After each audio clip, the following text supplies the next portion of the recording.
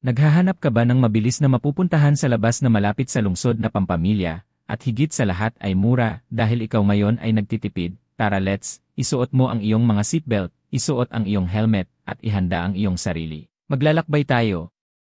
Konting tips lang, dapat planado ang biyahe, nakakondisyon ang inyong sarili kung nagme-medical ka, magdala ka ng gamot, mga sasakyan at motor ay dapat ding nakakondisyon para maiwasan ang aberya sa daan.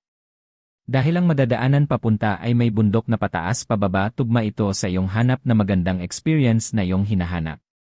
Ang Bitbit River ay minarkahan bilang nakatagong paraiso ng Norzagaray. Sino ba ang ayaw pumunta sa paraiso? Ang mismong pag-iisip ng pagdating ay nababaliw at nasasabik.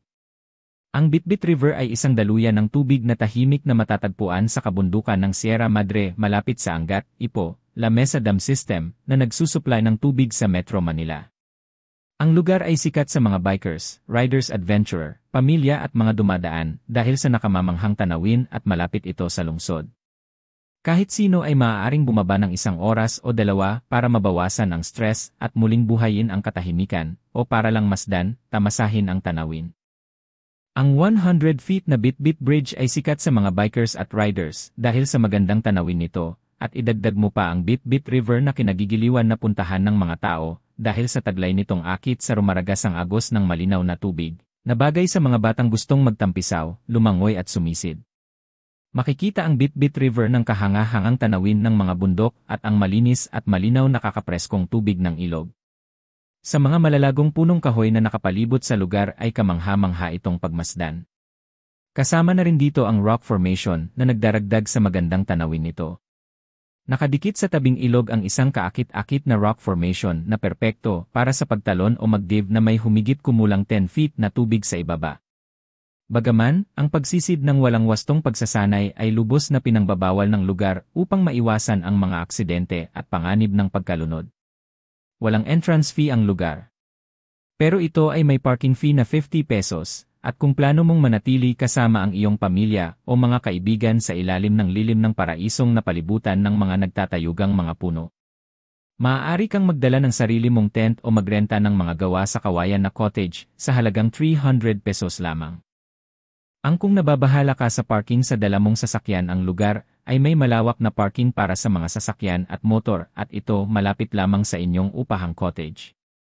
Maaari kang magdala ng iyong sariling pagkain. Ngunit mayroon ding mga lokal na tindahan na malapit lamang sa ilog na nagbebenta ng mga pagkain, alak, at iba pa.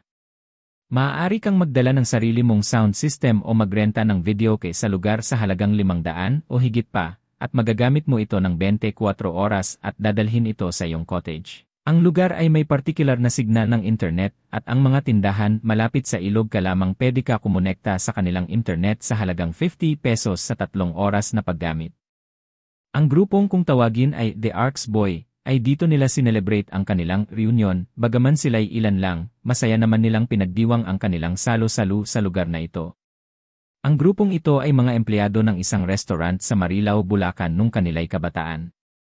At ngayon ay may kanya-kanya ng mga negosyo, at ito'y related din sa kanilang nakagisnan trabaho nung sila'y mga bata pa. Tara at panoorin natin ang kanilang masasayang araw ng kanilang reunion dito sa Bitbit River, Norzagaray, Bulacan.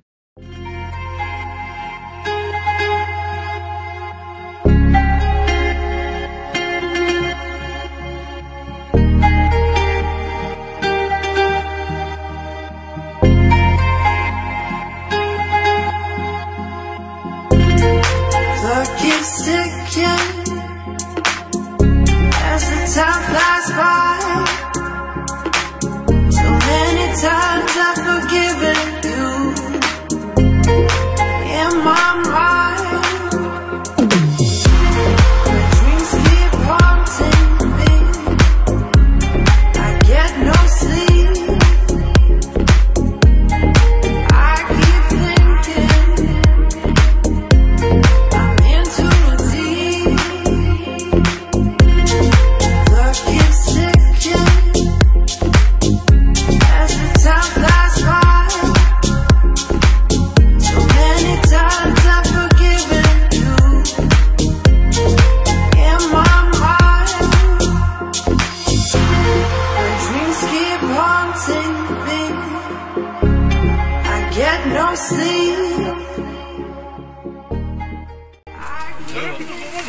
Good.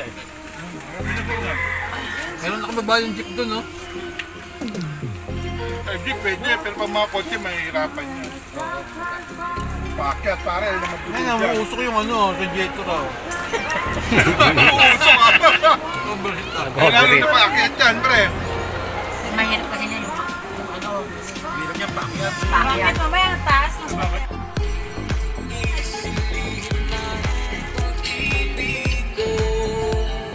Alright, sabay-sabay tayo guys. Everybody sing. I know God sa putos ng damdamin. Para bang nahihig ang puso ko. One more time.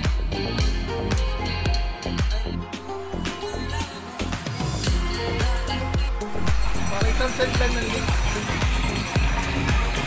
Salamat, pare Raji! Magsisit na, may pera pa! Wala ka, Dico! Namatay ka sa iket, pahala ka! At saka, si shoutout pala kay Rob Thomas! Rob Thomas, sinuod ang pangalan ko!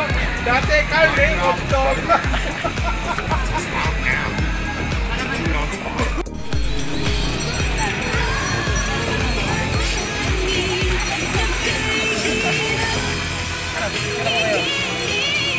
Ito yung bangka. Yung bangka kami dito, pare. Wala pa siya na ganun. Wala pa. Oh, ito lang sa ito, pre. Kinanong ka. Kunyari, di ba? Gusto mo rin namin natin. Hindi sa pa-water. Okay. Ang discount ko sa dati, bawas, ilang person, 20 person. Gagawin namin ng mga hotel. When I used to say I'm forever, it's only to know you don't know just me. Man, it's true.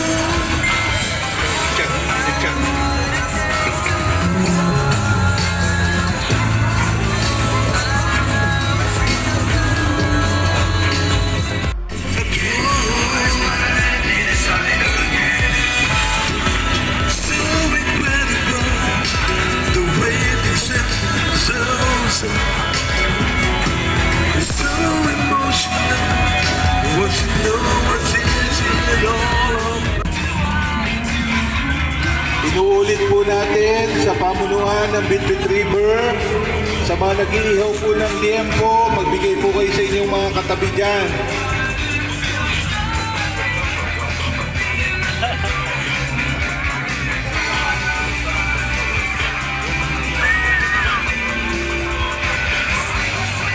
Store the house. Sa mga gusto pong bumili po dyan, sa Rose Sari-Sari Store po tayo bibili. May mga papremyo po dyan. Matatamaan natin na rep, flat screen, 55 inches. Sa Rose Sari-Sari Store, mura na, masarap pa. Ate Rose, pahalaw tuloy.